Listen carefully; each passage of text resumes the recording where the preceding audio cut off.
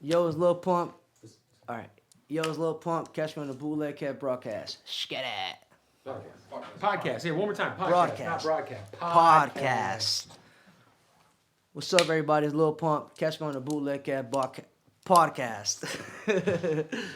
All right. What's up, everybody? It's Lil Pump. Catch me on the Bootleg Cat podcast. It's the podcast. It's the grills. It's the grill. All right. What's up, everybody? It's Lil Pump. Catch me on the Bootleg Cat podcast. Skit it. Boom. Boom, boom. Bootleg Kev Show. Special guest. Lil Pump. Lil Pump is here. Welcome, man. Good to see you, buddy. Appreciate It's been you, a minute, man. Thank you It's for been a having minute. me. For people who don't know, the first time I met you, bro, was like, it might have been like 2 or 3 days before your 17th birthday, and you were at Trapzilla's house in Yeah. Pacoima, California. No, it wasn't even Pacoima. It was Panorama City, California. You and Smoke Perp were just sleeping there, and it was just a random era of SoundCloud rap. Yeah, that was when I first came to LA. And like I want to say like that night or the night after, it was like your birthday party. You had your birthday party at like a strip club. Yeah. Yeah. Mm-hmm. Yeah, good Legendary times, day, man. Yeah, That was like peak SoundCloud days, man. literally. What's been going on though? Just traveling, man. Yeah. Working on a new album. It's about to Okay. come out. Do you feel like you're focused on music again? Yeah, I'm back focused on music. There was one point where I was just like, "This is too much right now," Yeah. and I Let me- just started fucking off, and then I'm back on my shit again. You're back on your shit. I was gonna say like, shit happened so fast for you, and you were like a literal kid. Yeah, And I think people forget that when they think of Lil Pump. Like, because when I first heard of you was the fuck J.Cole shit, which was like pretty early, would you say? yeah. I was like 16. Yeah. But it just happened so fast to a kid. Like people, I don't think I think when they talk about you and they criticize you, whether you've given them reasons to criticize you or not, they forget that like, bro, you're a fucking kid and Yeah, I'm still 22. you're only 22 years old, but you also Yeah. kind of like grew up in front of our eyes. Yeah, no, You- literally. You know what I'm saying? Like, do you feel like now that you've kind of like seen the highs and lows of this rap shit, like you feel like mentally you're in a good space? Yeah, I'm in a way better space. Now I understand how like shit goes, and Yeah. I was young. I was just moving fast, not thinking about nothing. Right. Now that I'm older, I see everything now. I was only 16, 17, I was It's just crazy, like, man. No, it's crazy. yeah, like you said, like I grew up fast. It's like, let's say this year when I turned 22, people were like, "What the fuck, Pump is 22?" I'm like, "Yeah, Yeah. I'm still a kid." You're still a kid, bro. Yeah. It's pretty wild. Talk about you first kind of start like I feel like you became like the face of your generation of music for Yes. about a year. You were kind of like when we thought of the sound. When I think of the SoundCloud era of rap, I think of you. You're the course. first name face that pops in my head. Of course. The Clout era, I think of Lil Pump. Is that fair? Yeah, SoundCloud era. Yeah, just that whole. I think you're like on the fucking Like the Mount Rushmore of that shit. Yeah. 100%. For good or for bad. And I call those years of rap I kind of call them the dark years because I feel like I did stick up for you a lot because I actually really liked your records. Thank you. Appreciate it. Like I really fucked with your joints. Like I was like, yo, but the music is hard. As to where some of your counterparts during that time, it was 100% about the antics on the internet. Well, I feel like you had a lot of stupid shit you were doing on the internet and you were following it up at least with dope records. Yeah, You know what I mean? of course. But then the records kind of started to fall off a little. Do you feel like it was because you were just lost in the sauce and you weren't as focused on music? And you were worried about, I mean, you were fucking living life, bro, for real. You was fucking V-Rod. At least I think you were fucking Veronica Rodriguez. One of my was favorite fucking porn stars. everybody. You was fucking everybody. I You was were fucking outside. everything. But you were really living that rap. I mean, you still are. Obviously, we'll I'm talk about why still you living destroyed life. a Porsche. But did you ever feel like, during that time, like you kind of had to compete with the last crazy shit you did to kind of stay on the top of people's minds instead of focusing on the music per se? To me, I didn't really care what people think about me because at the end of the day, they're gonna criticize, they're gonna hate, they're gonna say whatever they're gonna say. Right. As long as they keep my name in their mouth, That's fair. And I did everything I wanted to do. I moved my mom out of the hood. Yep. Moved my whole family out of the hood. Yep. My family straight. I don't got nothing 100%. else to worry about. I'm set. That is true, man. Like, whatever people got to say about me, they keep talking, but I'm still here. How many streams is this Gucci Gang at? It's like damn near 7 times platinum. It's about to go diamond. That shit's insane. I could have just dropped Gucci Gang and not dropped no more songs, and I'm straight for life. And you're still eating. And I'm still eating, baby.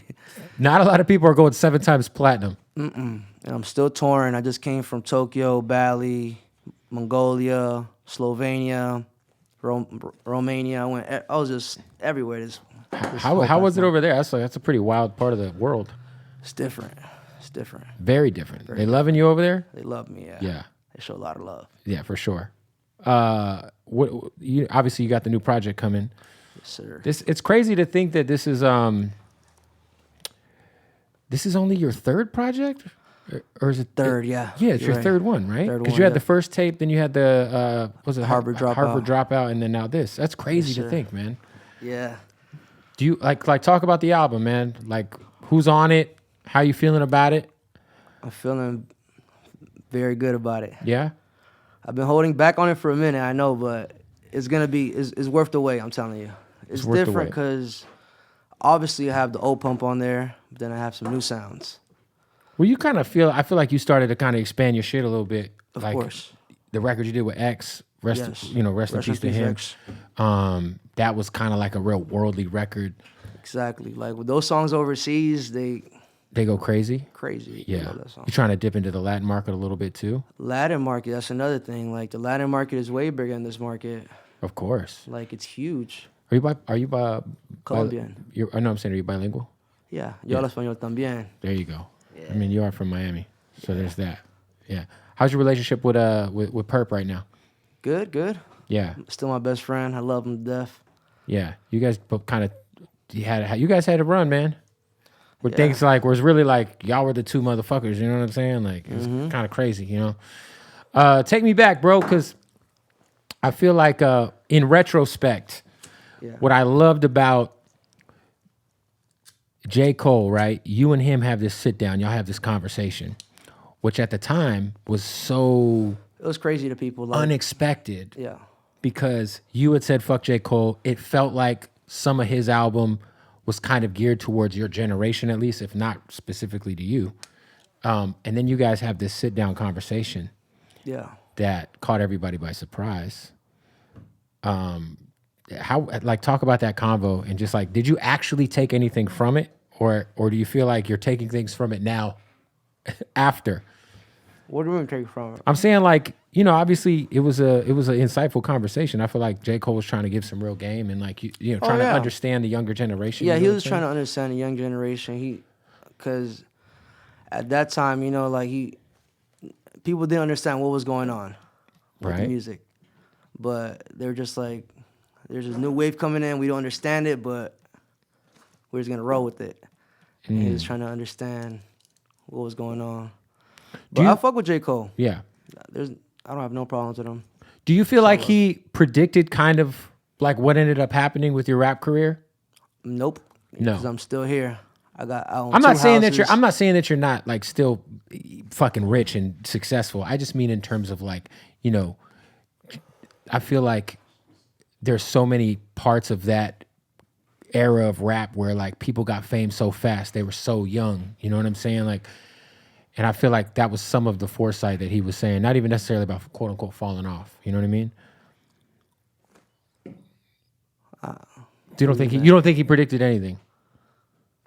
I don't think he predicted shit. No, that's fair. I'm still here. You're still here, 100%.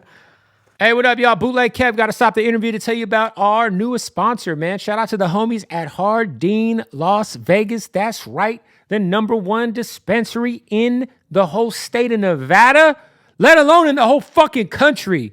So many choices of premium cannabis, ladies and gentlemen. It is like, how can I put this? You walk into it, you go to Hardin in Las Vegas. When you're on vacation, when you're out there tricking off, whatever you're doing, stop off at Hardin, tell them I sent you, be like, yo, Bootleg Kev sent me. They're going to take care of you at Hardin. When I say selection, I mean selection of the best premium cannabis in the world, the best dispensary. There's a reason why Hardin is world famous. Follow them right now, Hardin_Las Vegas. Go to their website, hardinlasvegas.com. That's JARDIN_Las Vegas. When you're in Vegas, you have to pull up to Hardin. Tell them I sent you and get high off your fucking face. I don't even know what that means. How do you get high off of your face? Whatever. Melt your fucking face off with some of that good Hardin, y'all. Go follow him one more time. That's Hardin_Las Vegas. Let's get back to the interview. You know, you got a classic with Kanye West. Exactly. One of the more iconic visuals of our last 5 years or so. Exactly. Most viewed video in the first week. Is that like ever? Ever. You guys got the big fucking, you know, the big shoulder pad joints on going on and everything. What do you think about what's going on with Ye right now? Hey man, I don't have no say so in that. How did that like initially happen? You guys working together? Well, this was on my 18th birthday. He had called me.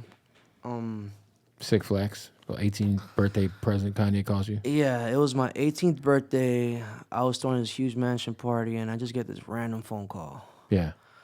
And it's Ye. He's like, yo, I got some shit for you. I'm like, let's get it. I was shroomed out that day. I was shrooming balls. Nice. I was out of it. And then, bro, we just grabbed the studio equipment. It wasn't even no, like, you know how... Like a big studio. Big studio. It's not no fucking mic, no Sony C800. We just grabbed... We literally had a $500 mic. Wow. Put it in a small room.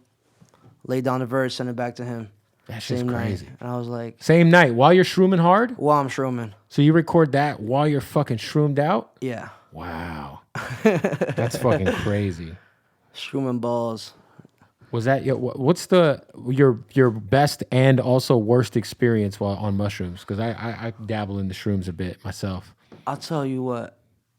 I've never had a bad one on mushrooms, but on acid. You had a bad acid trip? Yes. What happened? I was in a studio. It was me, my boy CB. We're recording for the Harvard Dropout. And I'm taking a piss in the bathroom. And then the whole toilet starts turning black, like in a circle, and it just starts closing. I'm like, oh, fuck this shit. I pull my pants up, I start running in the studio, and I piss on myself. Wow. I was like, oh, fuck. You pulled your pants up while you're pissing? I put my pants up while I'm pissing because the whole toilet just started closing on me. Like, it was like a big black hole just closing. I'm like, oh, shit. Jesus Christ. Put my pants up, I start running. I'm like, and I come back to the studio, I'm like, fuck, I just pissed on myself. That was like one of the weirdest. Yeah, the thing about acid is like really visual. Like shrooms can be visual, but they also like just have you deeply stuck in your thoughts. Last time I did it was Sunday service. The last time you did shrooms? Yeah, went to go see Ye at Coachella on Sunday service. So you went to Coachella, shroomed out while... No, on acid. Oh, on acid? Yeah, it was like fucking 8 in the morning.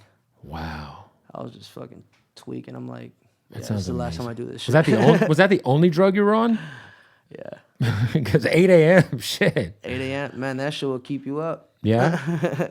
Do you feel like, because you've obviously been pretty open about, I mean, you got a fucking song about being addicted to drugs. How's the drug use these days? I'm not doing drugs anymore. What? I'm not sipping drink, none of that. What was your breaking point with that shit? And by the way, shout out to you for that. That's dope. Appreciate it. Yeah. I don't know. I just grew up. You know? When you look back, do you ever feel like you glorified that shit a little too much? Not really.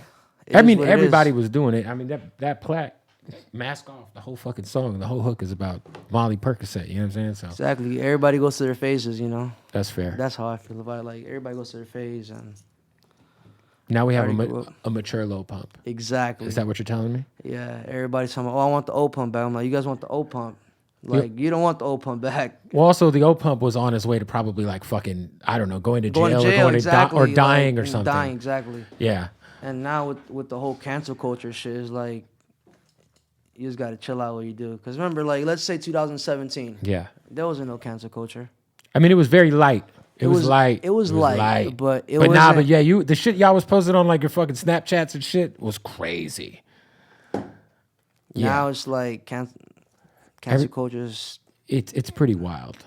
Yeah. To me, people are just too soft nowadays. But They definitely are. I definitely agree with you. I think that the pendulum swung too far the other way as to where like before it was like maybe you could get away with like maybe some shit you shouldn't be getting away with, but now it's like you can't do nothing. You can't do nothing, man. You say one thing, oh, you're canceled. You this, you that. I'm like, yeah, that's why sometimes it's better to stay quiet and stay out the way. I respect that, man. You've been staying quiet and staying out the way recently. Now you did do something that is some old pump shit. You destroyed a Porsche. Was it a Porsche? Yes. Yeah.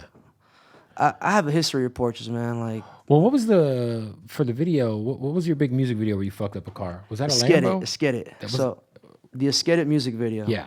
So this is a big story, and I never told nobody this one. So, I'm on the car, right? The plan was not to break the car. Okay. I'm standing on it performing. Yeah. I cracked the window, and then I look down. I'm like, fuck! I just broke the back of a Wraith, like. And then I just look at the fucking producer. I'm like, I'm gonna finish breaking this shit. Like, they're already gonna charge me, so might as well. I grabbed the fucking golf thing. Yeah. Start breaking that bitch. And then after the video's done, I get a call like a week later, like, yo, the owners don't want the car anymore. You got to buy it. I'm like, what? Like, this shit makes no sense. Right. But I end up buying the car, and I got two of the same whips. And one's just fucked up. One's just fucked up, and I fixed it, painted it. How much did it cost to get it fixed? They were trying to charge me like $40K. I'm like, you gonna charge me $40K? Just let me buy the whole car. Wow. Yeah, you gotta buy the whip at that point. Yeah, I was like, just give me the car. Damn, bro, that shit's crazy. Hey, it's crazy too, because like when I said earlier, you're kind of like the Mount Rushmore of that era of music, the SoundCloud era.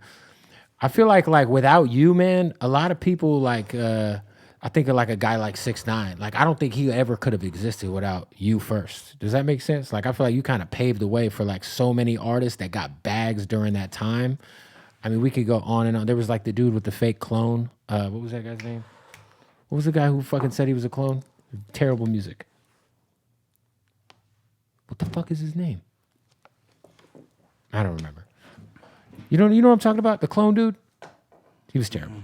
Nonetheless, you had a lot of like mini pumps running around. That's for damn sure. Hey guys, we got to stop the interview to tell you about our good folks over at BlueChew.com. That's right. Listen, you got to go to Blue Chew right now. Sign up for Blue Chew with the promo code Bootleg. You're going to get your first month for free. Blue Chew, the same active ingredient as Viagra and as Cialis, but in a chewable form. That's right. You pop the Blue Chew. Chew that thing, wash it down with your beverage of choice, and then get to work with that hard fucking cock of yours. Your dick is going to be harder than trigonometry was in high school, ladies and gentlemen. It's going to be fucking raw. Like, Ryu in Street Fighter, he'd be like, Hadouken, and he does the motherfucking, this is going to be your dick. It's going to be like Ryu's fucking uppercut. You know what I'm saying? God bless whoever's on the receiving end of that. Consensually, of course. They're going to thank you for taking the Blue Chew. So go to BlueChew.com. Use the promo code Bootleg. All right? I'm talking free month. Right to your doorstep. Indiscreet packaging. No awkward doctor's visits. All right? It's all online. You don't have to worry about going and sitting in a waiting room and be like, hey, doc, my dick. I could use a little pep in my step. And then it's awkward. You got to look at this old fuck talking about your dick. He might ask you to pull it out. Who fucking knows what's going on? At Blue Chew, none of that's happening. BlueChew.com. And they also got the brand new mint flavored chewable, which has vardenafil in it, which is the same active ingredient as Levitra and Staxin, which is a little more potent. A little more potent if you need the extra on top of the extra. You know what I mean? Get the mint chewable. Yeah, your wife will thank you. Your girlfriend will thank you. Your boyfriend will thank you. Whatever the fuck you're fucking will thank you. As long as it's legal, all right?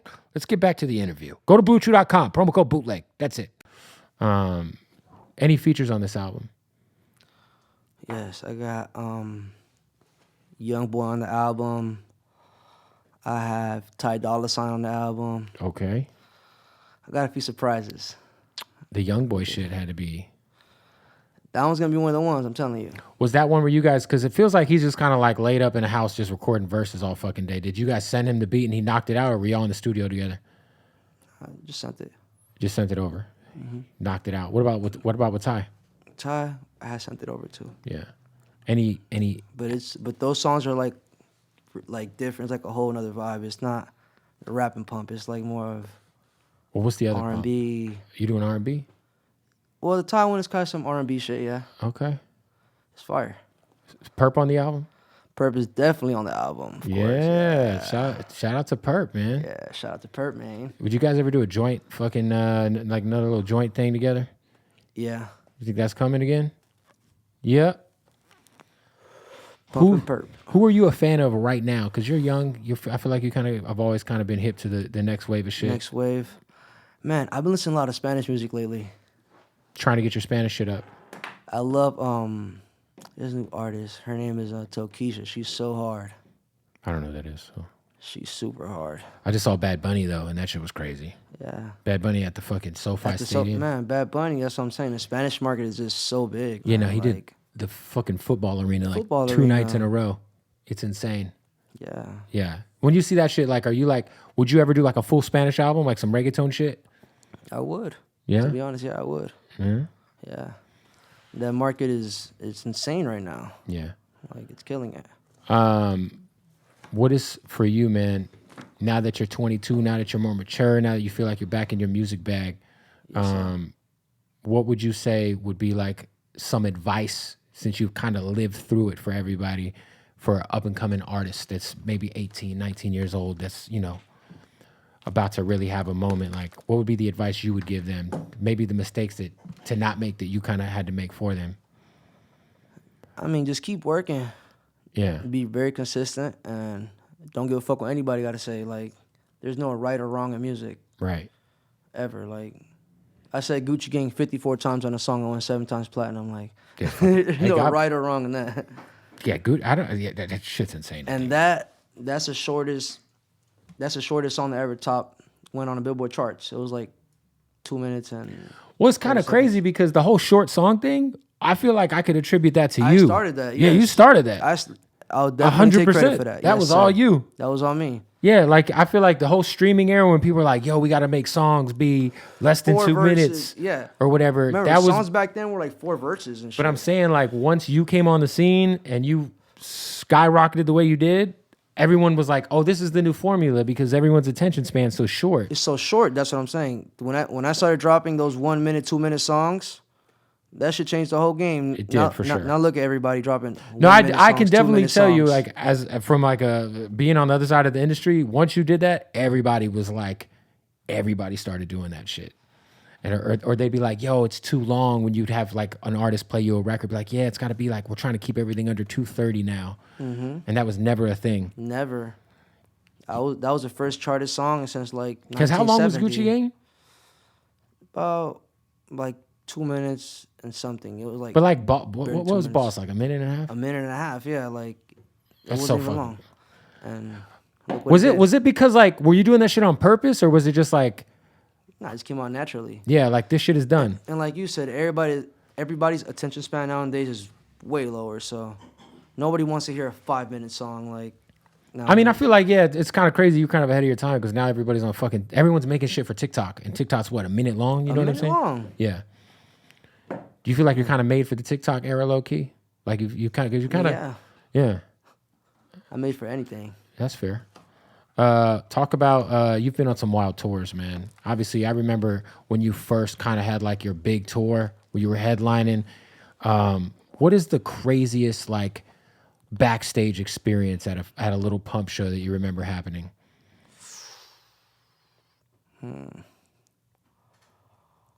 Experience.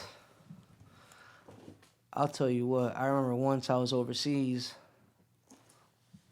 What city was I in? I told everybody, I'm gonna throw my ass in the lake. It was in You were in Germany throwing yourself in the lake? Yeah, there was a lake next to the festival. Right. I told everybody, fuck this shit. Everybody come in here with me. Boom. Took all my shit off. Had all my fans literally jump. It was like literally like 30,000 people. They all just followed me to the lake. Was it cold? Cold as fuck. What the fuck? I regretted it. I was like, oh my God, get me out this shit. Right away. Right away. What did I do? Yeah, but that show was so insane. And another one was, I'll say Wireless Festival. In the UK? UK, it's insane. Fire? Insane. Yeah. Are you still on OnlyFans? Nah. But I mean, I manage girls on OnlyFans. How's that go? Because there's a lot of people who do that. Tyga does that. I think Yeah. Adam's doing that. Yeah. A lot of there's good money in that, huh? Is it like when you say you manage them? Like, what do you bring to the table? You retweet their shit, like you repost their shit on your page, like. We double their numbers. So you're like the stimulus package. If a girl's got an OnlyFans account and she's not popping, she could sign with you, and then you'll bring the numbers up. Yes, sir, skis.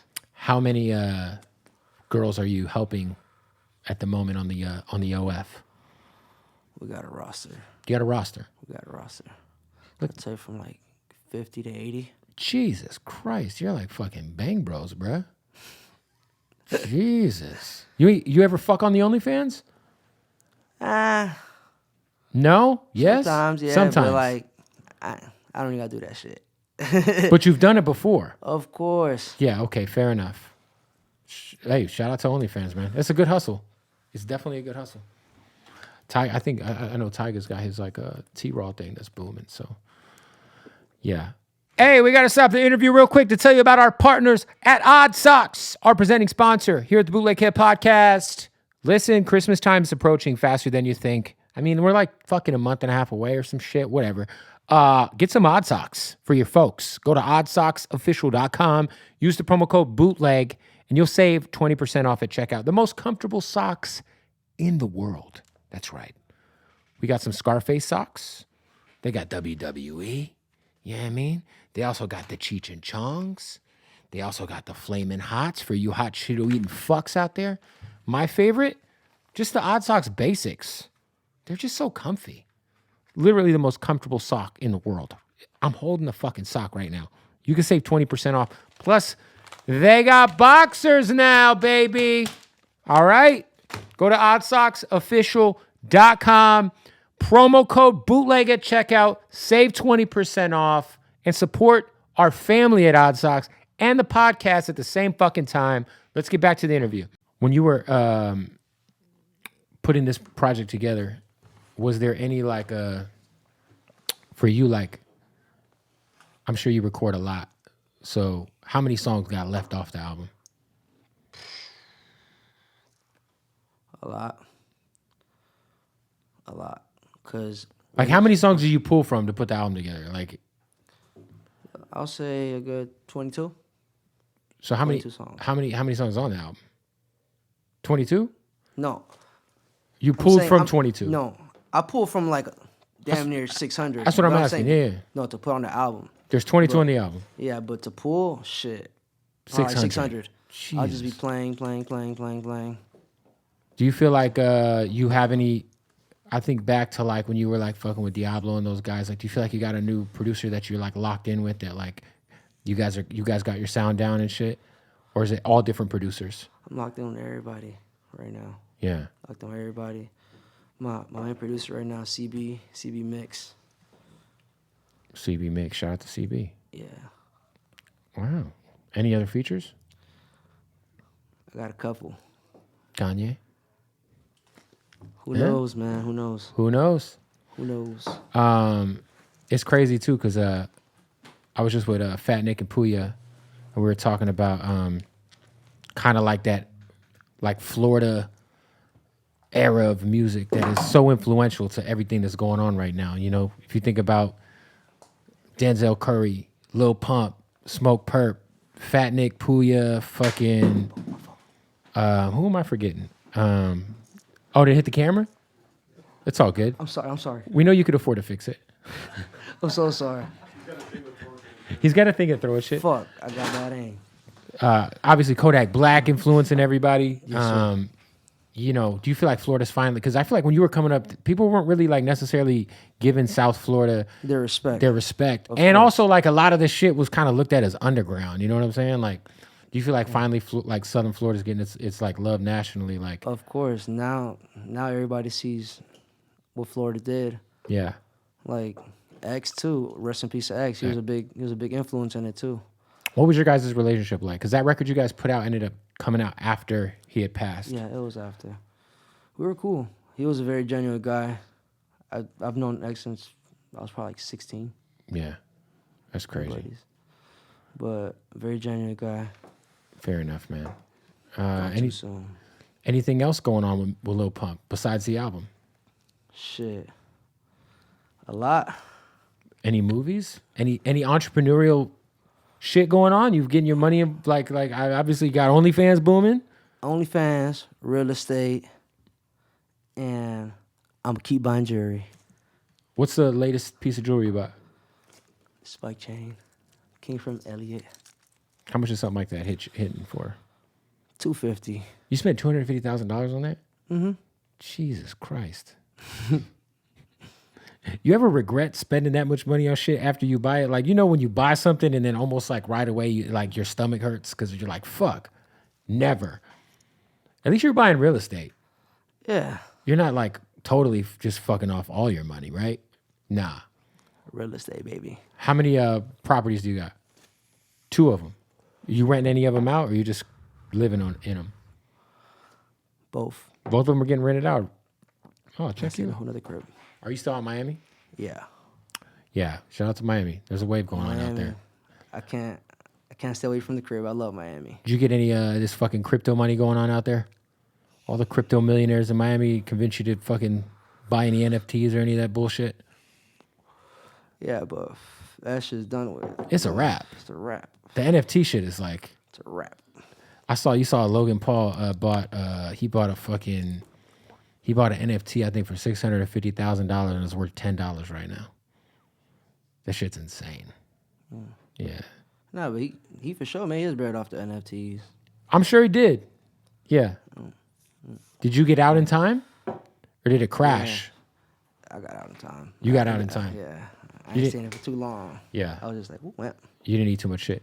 What up, y'all? We got to stop the interview real quick. Tell you about our good friends at MyBookie. That's right, man. MyBookie is where you want to get this money and enjoy being a degenerate like myself. And it's the best time of the year to be a degenerate because NFL season is obviously we are in the midst of a crazy NFL season. NBA season just started. World Series is going down, and you can get your bets in right now. Go to MyBookie and sign up for a new account using the promo code BOOTLEG. That's BOOTLEG. You sign up right now. They will match your first deposit. That's right. Put in 1,000. Oh, they'll give you another 1,000 to gamble with. That's free money. Free money to gamble with. Let's get in on this action, man. NFL season. I'm loving this part of the year. So much good, just everything to bet on. Football, basketball, fucking UFC. NFL, baseball, whatever. Now is the best time to get your gamble on. So go sign up for a new account at MyBookie. Use that promo code BOOTLEG and double your deposit. Let's get back to the interview. What's been your, for you, man, like, you know, who's some of the, outside of, you mentioned the Spanish shit earlier, but like, what's the music you're listening to on the hip hop side nowadays? Like, what's the last album you fucked with? Last album I fucked with. Whole Lot of Red. Really? From Cardi, yeah. That was like 2 years ago. Yeah. That was the last time, huh?